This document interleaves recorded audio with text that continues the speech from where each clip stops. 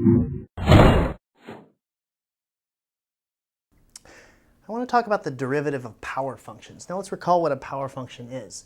A power function is one of the form f of x equals x to the n, where n is some constant.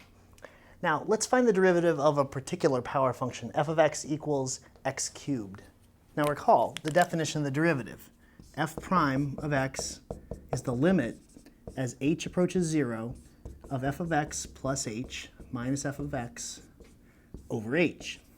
Now first I want to focus on the difference quotient for this function. F of x plus h minus f of x over h is x cubed. When you plug in x plus h, you get x plus h cubed minus f of x, that's just x cubed, all over h. So I've got to expand this binomial. Now, if you recall your binomial expansions, this is going to give me x cubed plus 3x squared h plus 3x h squared plus h cubed. That's a big one. Minus x cubed all over h. Okay.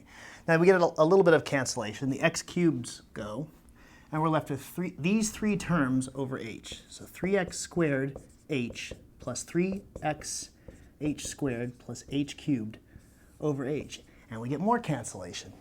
There's a common factor of h in each of these terms, and that'll cancel, leaving 3x squared plus 3xh plus h squared. Now, this is my simplified difference quotient. So I pop this back into my limit, and I get the limit as h approaches 0 of 3x squared plus 3xh plus h squared. And as h goes to 0, these two terms disappear, and I'm left with 3x squared. And that's my derivative. That's the derivative of f of x equals x cubed.